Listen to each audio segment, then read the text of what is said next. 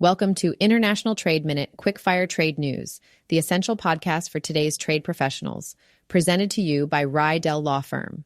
If you're a seasoned practitioner, this is where you'll find your weekly distilled briefing on the pulse of international commerce and regulation.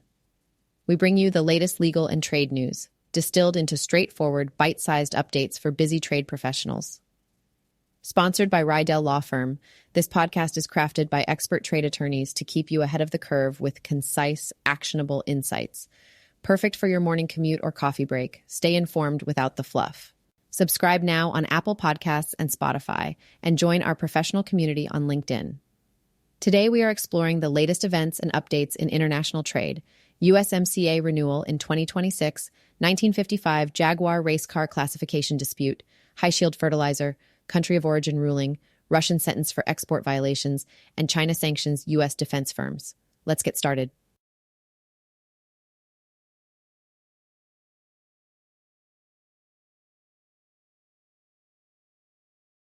First up, Dan Uchso, senior counsel at Thomson Hein, forecasts that the U.S. will likely reject the 16-year renewal of the USMCA in 2026, potentially setting the stage for renegotiations and ushering in a wave of uncertainty across North American trade.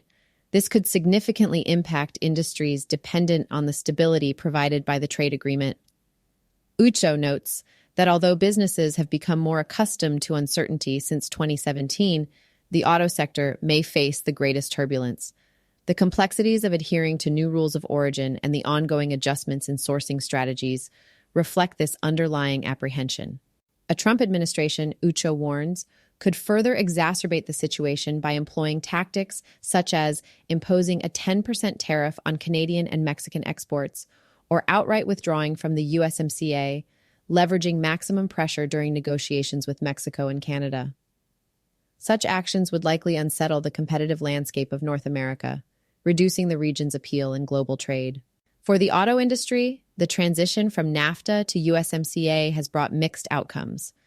Despite initial compliance periods, some automakers still grapple with the stringent rules of origin, particularly around regional value content. The sector is also contending with an uptick in CBP verifications and the complexities of meeting compliance costs versus the benefits. Additionally, the auto industry faces challenges from anti-dumping and countervailing duty cases on essential parts like aluminum extrusions, further complicating their supply chains. Ucho advises businesses not to wait until the last moment. Instead, they should proactively engage with working groups under the Free Trade Agreement to help shape a more defined set of actionable issues before the review. Trade practitioners should stay attuned to these developments and be ready to pivot their strategies accordingly to navigate potential disruptions effectively.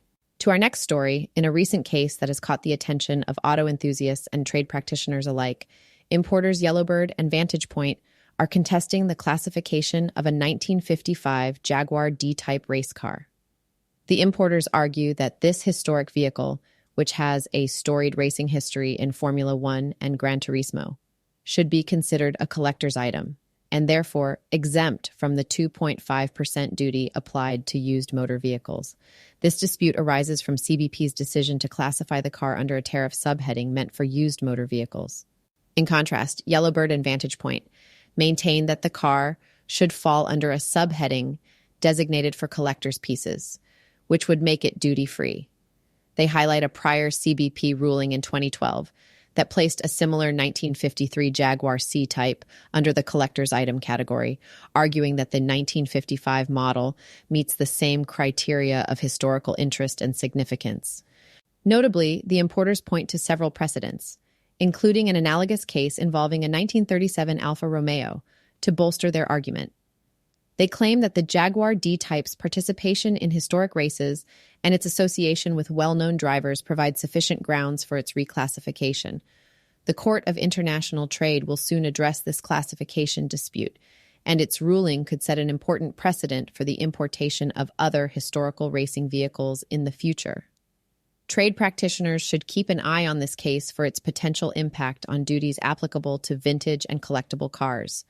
Up next, in recent news, CBP issued a noteworthy ruling concerning high shield fertilizer produced by Sipco Innovations. In a complex decision, the agency determined that while High Shield qualifies for preferential tariff treatment under USMCA, it still must be marked as made in China for certain purposes. SIPCO had claimed that the fertilizer, produced in Canada with a combination of Canadian and Chinese origin ingredients, met the criteria for USMCA benefits. However, the pivotal point lay in how the product transforms through its proprietary production process. CBP concluded that the chitosan flakes from China, when chemically reacted with Canadian inputs, transformed substantially enough to be considered Canadian origin for USMCA benefits. Yet, for marking purposes, the country of origin remains China. This dual determination underscores the complex nature of trade regulations and highlights the importance of understanding how different rules apply depending on the trade context. Trade practitioners should note this distinction and ensure compliance with the specific requirements for different trade agreements and marking purposes. Navigating these regulatory nuances is crucial, especially when dealing with products involving multiple countries of origin. Staying informed about rulings like this can aid in better strategic planning for international trade operations, mitigating risks of costly tariff errors and compliance issues. Moving on our next news, Maxim Marchenko, a Russian national residing in Hong Kong, has been sentenced to 3 years in prison for his role in illegally exporting dual-use OLED microdisplays to Russia. These highly sensitive displays have various military applications, including use in rifle scopes, night vision goggles, and other weapon systems. Marchenko operated a network of shell companies in Hong Kong to fraudulently obtain and transship these goods while concealing their true destination. The conspiracy involved sending over $1.6 million to the U.S. to support this illicit activity. This case underscores the critical importance of rigorous export control compliance and the severe penalties for bypassing such regulations. In our final story for today, China has imposed sanctions on 6 U.S. defense companies in retaliation for their arms sales to Taiwan.